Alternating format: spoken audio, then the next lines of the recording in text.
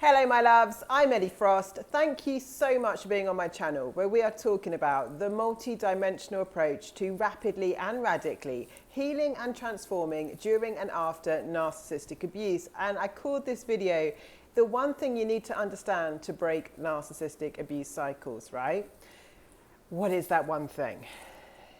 The energetics, your spirituality, what it really is, and how you can transcend it, which is not to intellectualize it, which is not to spend years and years necessarily in therapy talking about it, talking about how bad it was. There is something you can do, which I call take back your sovereignty, and that's what my basis of my program Sovereign is about, but being sovereign, coming into a spiritual elevation of sovereignty, right, and having the tools to maintain that is how you break it. Let me explain. The narcissist puts you in a lower level of consciousness, right? And that affects your entire reality. Everything in this universe is a consciousness to a large extent. A consciousness is like an awareness. There's God consciousness, the awareness of God, of good, of love. And there's fear consciousness, fear-based consciousness, which is part of what the narcissistic cycle is. Some people believe there's two main forces on the planet, love and fear, right? Everything related to the narcissistically abusive cycle is fear-based. Yeah, whether you know it or not, it's coming. Everything you do in relation to the narcissist is fear-based. It's not love-based. There's no love in the relationship, no real love, because if you let someone abuse you, right, it's not loving to do that. It's not loving to yourself, and it's not loving to them, because love stands for the highest intentions and outcomes for all. It's an abundant energy. It means that, like, I interact with you in ways that allow me to be more of me and you to be more of you. You know, it's like an abundant energy. There's no love in this dynamic, and if you're in one, you're operating from fear, no doubt about it, predominantly. Whether we call it love because we feel a strong attachment or not, it's still predominantly a fear-based dynamic, right? You can't.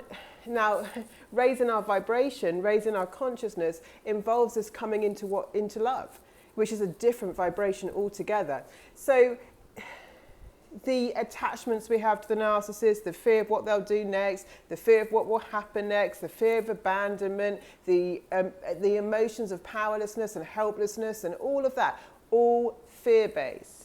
It says in the Bible hundreds of times, do not be afraid. So we're operating from a fear-based consciousness. So we've got to elevate our consciousness to break free, yeah? And see it for what it is. So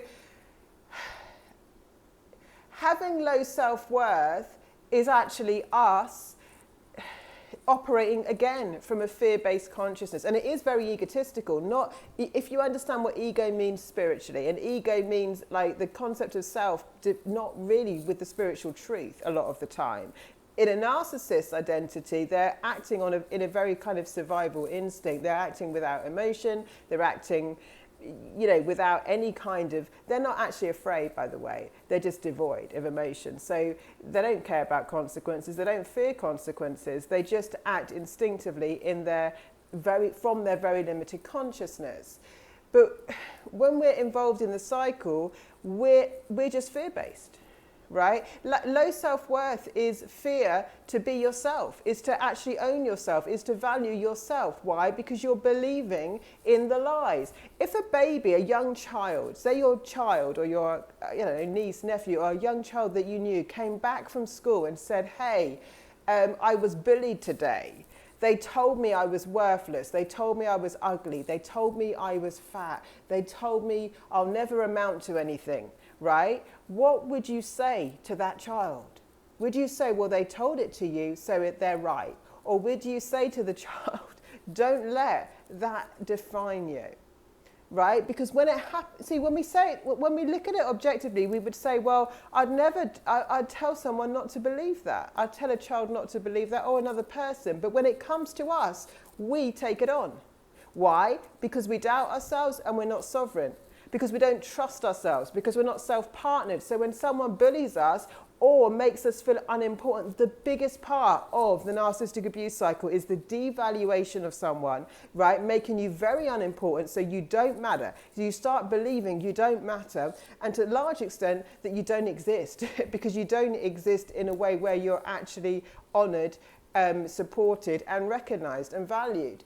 So, and the fear is that that's true, that the way that they're treating me, because it's a very childish part of our brain, our survival mechanism that gets activated, is that if they're treating me like this, then it must be true. So therefore, it's only them. They've got to be the one that takes the pain away. They've got to be the one to validate me, to make me feel good, right? Because I've made their opinion more important than my own sovereignty, my own truth, and my own relationship with self, and my own spiritual knowledge, my own spiritual essence and truth, right?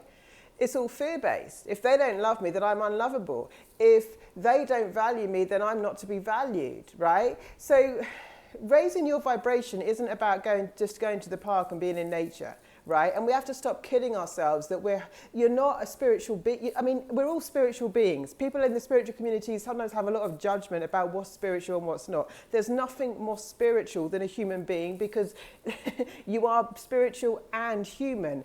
But to be in true essence of your spirituality, you've got to be in sovereignty. You've got to be a sovereign being. You can't be living from fear. You can't be controlled by other people. You certainly can't not be in your authentic self and essence. You can't be denying the spiritual laws of the universe, and be claiming that you've evolved. It's not, it's not a competition. It's not who's the most evolved, but we have to understand what this journey really is.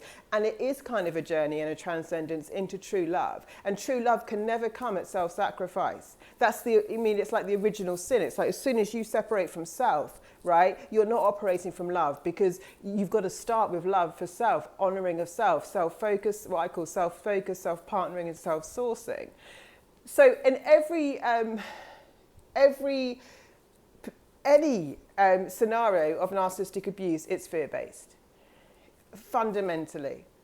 The biggest shift in our consciousness is what is love-based, and at which point you wouldn't dishonour yourself. You wouldn't allow yourself to be abused. You wouldn't sacrifice yourself, and you wouldn't make someone outside of you responsible for your happiness, love, security, survival, fulfillment in life, right? You would partner spiritually with your creator, what you believe in, your essence, and do that for yourself, right? So sovereignty is about owning ourselves, being in relationship with ourselves, parenting ourselves, emotionally being true to our emotional body, which is actually like a guidance system for our soul, yeah? And it can also be something that is being triggered by our unhealed trauma. So we've got to know what's coming from our true essence, what's our kind of navigation system, and what's coming from wounding, that we get to heal. But all the same, it's like everything about this cycle takes you away from yourself and your own power, right? The biggest antidote, the fastest antidote, is to come into your own identity, your own authenticity, and your own personal power. Yeah, which is not as complicated as it seems. It is a choice. It's a new way of living. It's a new way of being, right? It's a true way of being, and it's a much more fulfilling way. But understanding at its core, it's not about how powerful and mean and terrible the narcissist is. It's about how much you've abandoned yourself, right? So the answer isn't knowing more about them. The answer isn't fixing them. The answer isn't being scared of how evil they are. They're only as evil in as much as we give them power. They only get power en masse because so many people give their power away en masse. Yes, it's manipulative. And yes, we didn't know that we were choosing it, right? But the more we raise our consciousness, awareness, and understand what's going on, the more we get to snatch it back, which is a choice. If you can join Sovereign, the details in the description. Lots of love, guys. I'll speak to you soon.